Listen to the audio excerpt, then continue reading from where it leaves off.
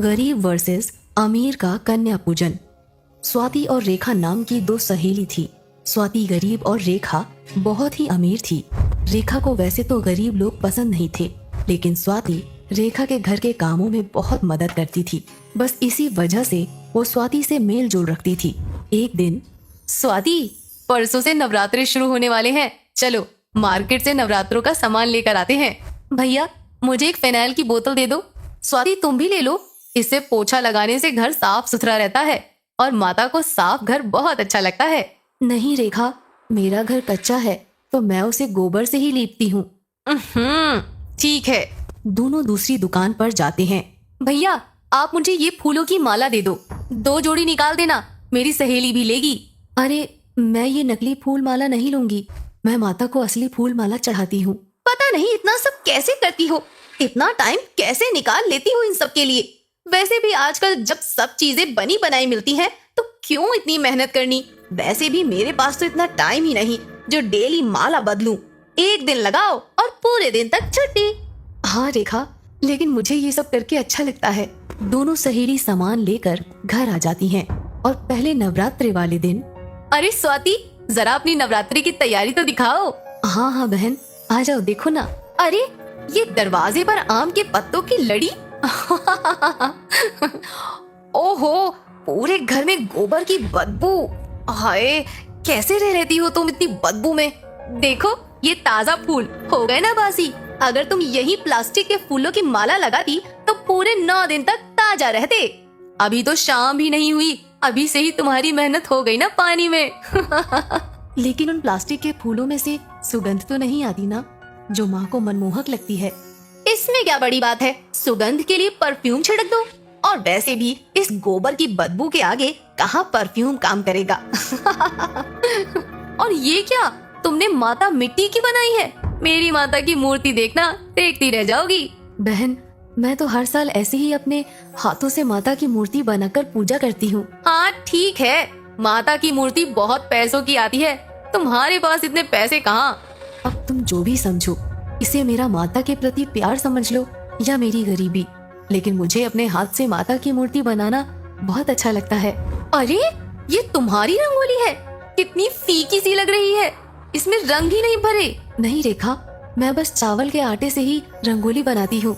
रात को चावल भिगोकर सुबह उसे पीसकर आटा बनाकर ये रंगोली बनाती हूँ। उफ, पागलपंती की भी हद होती है। तो मेरे घर चलो, मैं तुम्हें अपनी तैयारी दिखाती हूँ। ये देखो, सबसे पहले मेरी माता की मूर्ति, और ये देखो मेरी रंगोली वाला स्टिकर। बस पीछे से कागज हटाओ और चिपका दो, बन गई 2 मिनट में रंगोली। तुम्हारे जैसे थोड़ी भिगाओ पीस कर बनाओ। ऐसे ही छठे नवरात्रे को रेखा स्वाति के घर जाती है। स्वाति, ओ स्वाति, चलो बुलावा आया है, माता ने बुलाया है। चलो बुलावा आया है, माता ने बुलाया है। अरे पागल, क्या कर रही है? माता का कीर्तन कर रही हूँ। अरे, कहीं अकेले भी कोई कीर्तन होता है क्या? तुम चलो मेरे घर, मैंने आज का कीर्तन रखवाया है, वहाँ देखना कैसे कीर्तन होता है। स्वाति रेखा के घर कीर्तन में जाती है और कीर्तन खत्म होने के बाद, देखो, इसे कहते हैं कीर्तन। कीर्तन में बहुत पैसे लगते हैं, मंडली बुलानी पड़ती है जो माता के अच्छे अच्छे भजन गाती हैं, और उसके बदले में वो पैसे लेती हैं, और बहुत सारे लोग कीर्तन में आते हैं। तुम तो अपने घर में अकेली बैठे बैठे कीर्तन कर रही थी। हाँ बहन, अच्छा लगा माता के भजन सुनकर और गाकर। रेखा को मैं अपनी सबसे अच्छी सहेली मानती हूँ, फिर भी रेखा मुझे बात बात पर अमीरी और गरीबी का पाठ क्यों पढ़ाती रहती है।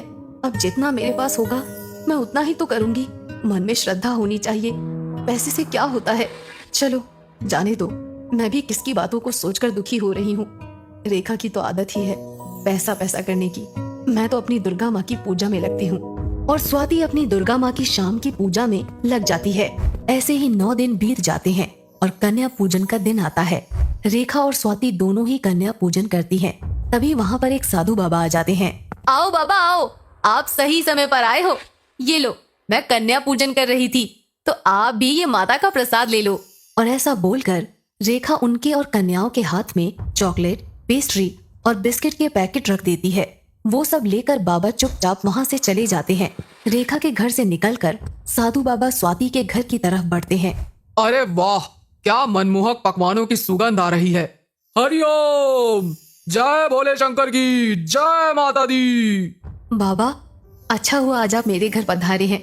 आज कन्या पूजन है, आप भी माता का प्रसाद खाकर जाना। आओ बाबा, अंदर आओ। नहीं बेटी, आज सुबह से काफी जगह भोजन ग्रहण कर लिया, अब भूख नहीं है। तुम मुझे भिक्षा दे दो, फिर मैं चला जाता हूँ। बाबा, आप मेरे घर से बिना कुछ खाए पिए जा रहे हैं, मुझे पाप और दुख लगेगा। मुझे बिल्कुल अच्छा नहीं लगेगा। आपको प्रसाद तो खाना ही पड़ेगा, चाहे थोड़ा ही खाकर जाना।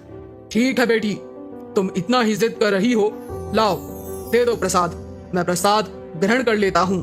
बाबा, आप यहाँ बैठिए, मैं एक बार कन्या का पूजन कर लूँ, फिर आपको प्रसाद देती हूँ। हाँ बेटी, तुम आराम से कन्या पूजन करो। आओ बच्चों, मैं तुम्हारे पैर धो दूं।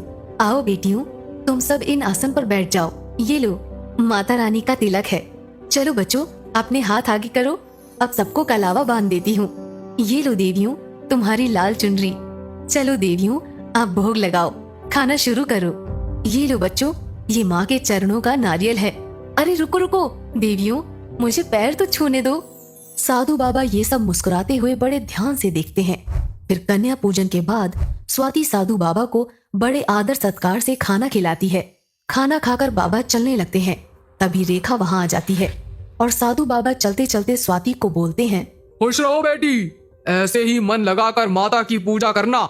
माता रानी तुम्हारी पूजा से अवश्य प्रसन्न होंगी। माता रानी तुम्हें खूब तरक्की दे, ताकि तुम ऐसे ही हमेशा नवरात्रों में कन्या पूजन करती रहो। अरे बाबा, ये क्या बात हुई? मैंने भी तो कन्या पूजन किया था, मुझे तो आपने ऐसा आशीर्वाद नहीं दिया। बेटी, तुम बुरा मत मानना, इतना पैसा होने के बाद भी तुमने अपने घर में कुछ नहीं बनाया। बिना मेहनत के ही बाजार से बना बनाया लाकर कन्याओं को वो खाने का सामान पकड़ाया और उन्हें खड़े खड़े ही वापस भेज दिया। पता नहीं वो सब कैसे हाथों से बना था, पता नहीं उसमें क्या क्या डाला गया था और क्या नहीं डाला गया। मुझे ये सब अच्छा नहीं लगा और इसीलिए मैं तुम्हें झूठा आशीर्वाद नहीं दे सकता था। और अगर तुम्हें सच बोलता तो क्या पता तुम्हें क्रोध आ जाता, इसलिए मैं वहां से चुपचाप चला गया। लेकिन यहाँ देखो, इस बेटी ने गरीब होते हुए भी अपनी मेहनत से सारे घर को सजा रखा है।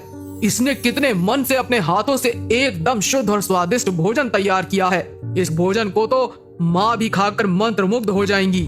और इसने बड़े ही प्यार से कन्या को बैठाकर भर पेट भोजन करवाया। बाबा की बात सुनकर रेखा रोने लगती है और हाँ बाबा, आप ठीक ही बोल रहे हो। आज मेरी आंखें खुल गई। असली कन्या पूजन तो मेरी सहेली स्वाति ने किया है। आगे से मैं भी ऐसे ही कन्या पूजन करूंगी।